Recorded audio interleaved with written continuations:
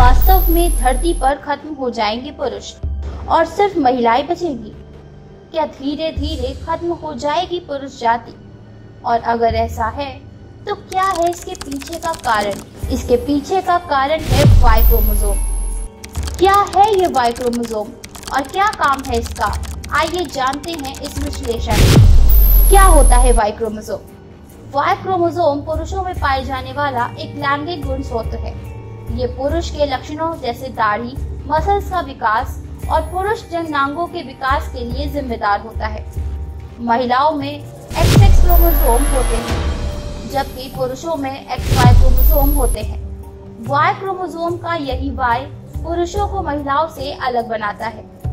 Y chromosome एक गुणसूत्र है जो पुरुषों के लिंग निर्धारण में अहम भूमिका निभाता है। ये पुरुषों के शरीर में होता है और एक पुरुष की जीन संरचना में ये X क्रोमोसोम के साथ मिलकर काम करता है। वाई क्रोमोसोम में कुछ खास जीन होते हैं जो लड़के की ग्रोथ को नियंत्रित करते हैं। इसकी वजह से पुरुषों में खास लक्षण और शारीरिक विशेषताएं बनती हैं। क्यों घट रहा है वाई क्रोमोसोम? वाई क्रोमोसोम सिर्फ पुरुषों में पाए जाते हैं, लेकिन अब यही वाई क्रोमोसोम पुरुषों के अंदर से कम हो रहे हैं, जो चिंता का विषय है। Proceedings of the national academy of science में छवि रिसर्च में बताया गया कि पुरुषों में ये क्रोमोसोम धीरे धीरे गायब होते जा रहे हैं। वैज्ञानिकों का कहना है कि पुरुषों के विकास के लिए जरूरी वाई क्रोमोसोम सिकुड़ रहा है और हो सकता है भविष्य में खत्म हो जाए। ये सुनने में भले ही किसी साइंस फिक्शन फिल्म की कहानी लगे, पर ये सच है। अधिकांश स्तनधारियों में हमारे जैसे ही X और Y गुणसूत्र होते हैं। एक X जिसमें बहुत सारे जीन होते हैं और एक Y जिसमें SRY और कुछ अन्य जीन होते हैं। ये प्रणाली समस्याओं के साथ आती है क्योंकि नर और मादा में X जीन की खुराक असमान होती है। ऐसी अजीब प्रणाली कैसे विकसित हुई? आश्चर्यजनक खोज ये है कि ऑस्ट्रेलिया के प्लैटिप्स में पूरी तरह से अलग सेक्स क्रोमोसोम होते हैं जो पक्षियों की तरह होते हैं। प्लैटिप्स में XY जोड़ी एक साधारण गुणसूत्र है जिसमें 2 बराबर सदस्य होते हैं। इससे पता चलता है कि स्तनधारी X और Y बहुत पहले तक गुणसूत्रों की एक साधारण जोड़ी थे। बदले में इसका मतलब ये होना चाहिए कि 166 मिलियन वर्षों में जब मनुष्य और प्लैटिप्स अलग अलग विकसित हो रहे हैं, Y गुणसूत्र ने 900 से 55 सक्रिय जीन खो दिए। ये प्रति मिलियन वर्ष में लगभग 5 जीन का नुकसान है। इस दर से अंतिम 55 जीन 11 मिलियन वर्षों में खत्म हो जाएंगे। मानव और अन्य स्तनधारी शिशुओं का लिंग निर्धारण वाई गुणसूत्र पर मौजूद एक पुरुष निर्धारक जीन द्वारा किया जाता है, लेकिन मानव वाई गुणसूत्र का क्षय हो रहा है और कुछ मिलियन वर्षों में ये गायब हो सकता है, जिससे हमारा विलुप्त होना तय है। वाई गुणसूत्र पुरुषों में मौजूद एक गुणसूत्र है जो पुरुषों के लिंग निर्धारण में अहम भूमिका निभाता है। वाई गुणसूत्र में कुछ विशेष जीन होते हैं जो पुरुषों में विकास को नियंत्रण करते हैं। वाई गुणसूत्र में SRY जीन होता है जो नर गोनाड के विकास को बढ़ाता है।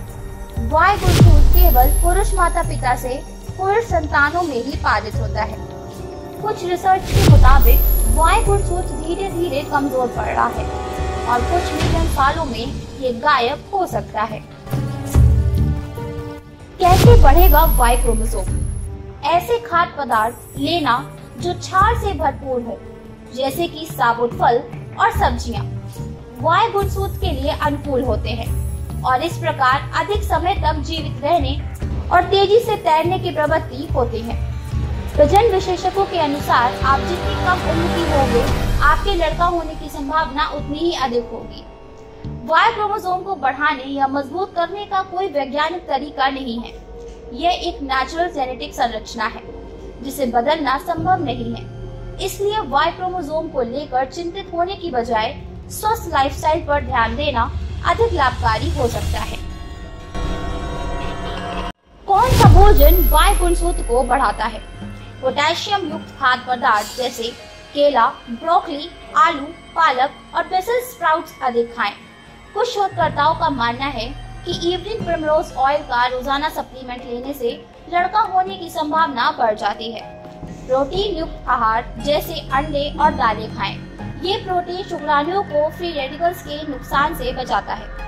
अनानास का सेवन भी अच्छा रहता है। ड्राई फ्रूट्स खाएं। इनमें ओमेगा 3 फैटी एसिड्स होते हैं जो शुक्राणुओं की मृत्यु दर में कमी लाते हैं। विटामिन ई शुक्राणुओं की सुरक्षा में मदद कर सकता है। बादाम, मूंगफली, गेहूं के बीज और खाद्य तेल में विटामिन ई होता है। सही तरीके से पौष्टिक और संतुलित भोजन शरीर के संरचना में मदद कर सकता है और शुक्राणुओं को पोषित रख सकता है। पर्याप्त मात्रा में पानी पीना भी शुक्राणुओं के लिए महत्वपूर्ण है।